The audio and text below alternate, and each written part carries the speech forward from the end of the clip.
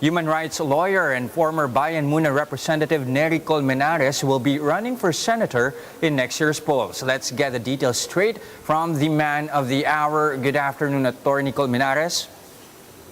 Good afternoon, Jess, and good afternoon to all your viewers. Okay, Attorney, you've had past runs for the Senate, a number of them, of course, unsuccessful. What pushed you this time around to give it another shot?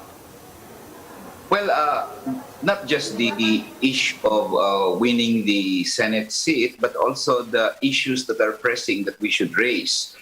For example, we really need to deliver the message of a radical health program that should veer away from this incompetent COVID response.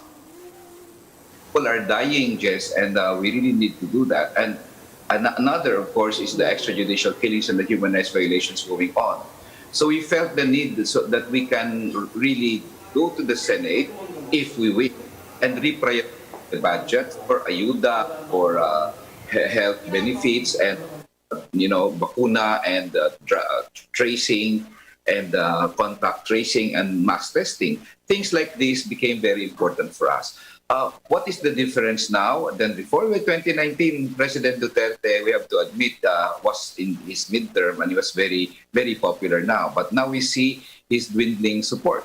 We see now that he's spiraling well. He used to attack just Vice President Leni Robredo, and then Isko Moreno, and then Pacquiao. Now he's spiraling with the Senate. And there will be many more candidates who will also be attacking him because he has run roughshod over the rise in the last so many years. So I think the dwindling support and popularity of President Duterte would be an impetus for many opposition candidates, whether presidential or senatorial, to win this election.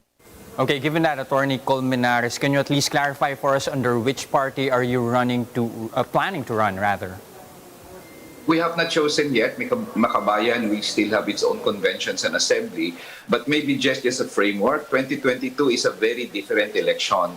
This is an issue of survival of the Filipino people. We cannot afford another 6 years of this incompetent COVID response where many more people will die. We cannot have this another 6 years where we're giving away our resources to China. Maybe it will be exhausted by 6 years from now. Nothing for the Filipino people. We cannot have another 6 years of all these human rights violations and this trampling of checks and balance institution, whether the judiciary or Congress for that matter. So yes, I think this is an issue that we need to tackle. And we have 3.5 million votes in MAKABAYAN normally. So we would choose the candidate that would most likely defeat President Duterte because for us, Duterte cannot be allowed to extend his dynasty and tyranny after 2022. Okay, Attorney Neri, medyo maaga pa, but at this stage, who do you think that candidate would be, at least the person who has better chances here in defeating at least the administration bets?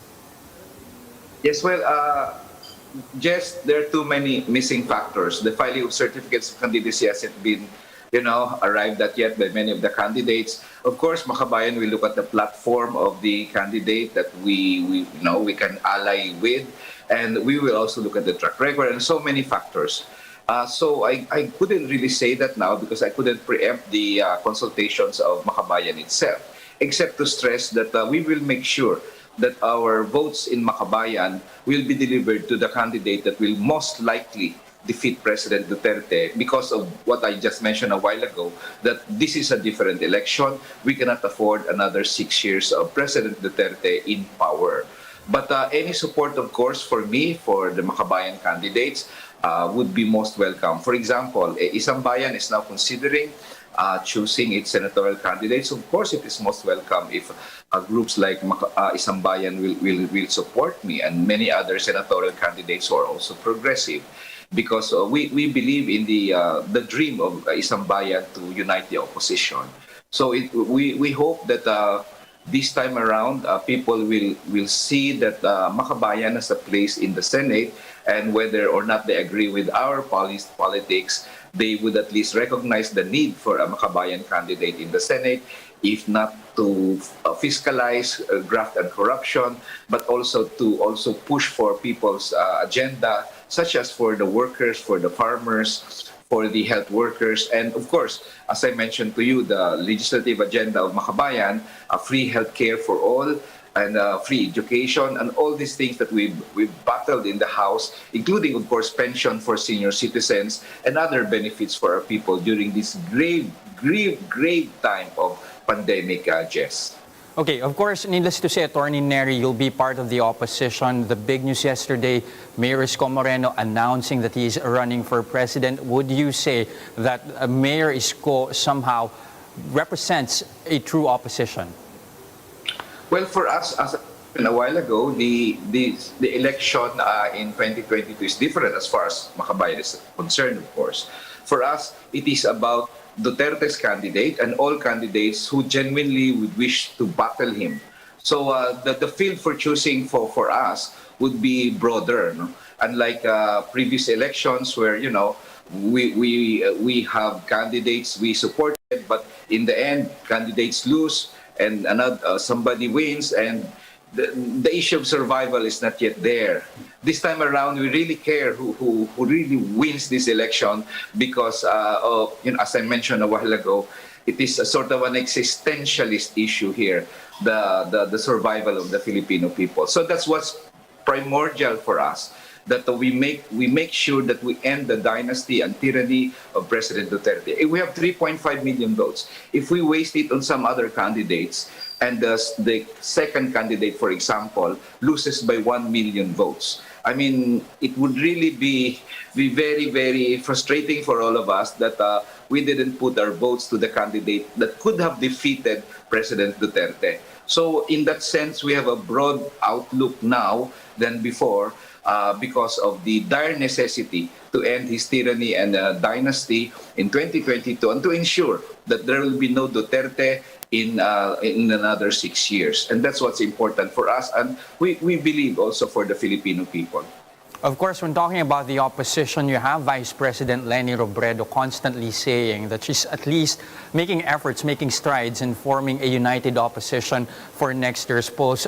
At this stage, you have a number of names already saying, of course, that they are running for the president. Would you say that a united opposition at this stage is still possible? No, in fact, Vice President Leni Robredo's efforts to unify the opposition and for her to really hold off her announcement whether to run or not, in probably efforts to help unify the opposition, is a good thing. And with or without the declarations or pronouncements of other candidates, the search for a genuine opposition will continue. Even if the certificates of candidacy are filed, those who run against President Duterte's candidates could still talk among themselves and probably sacrifice certain ambitions and say, look, you know, we need to defeat him, we will give way to you. It can happen. I'm an eternal optimist. The search for united opposition against President Duterte's candidates will continue after the filing of certificates of candidacy, and maybe even long after that, because I think everybody realizes it will be quite difficult to defeat President Duterte without a united opposition.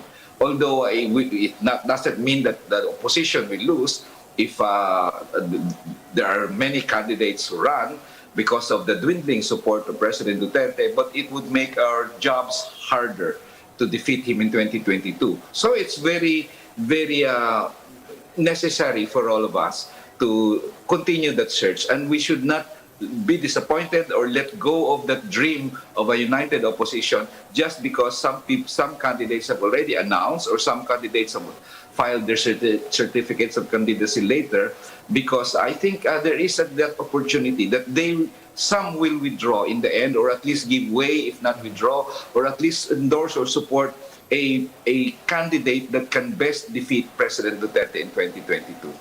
All right, like what you said earlier, it's still too early to tell. Lots can still happen. Thank you very much for your time this afternoon. Former Bayan Muna Representative Neri Colmenares. Thank you. Good afternoon.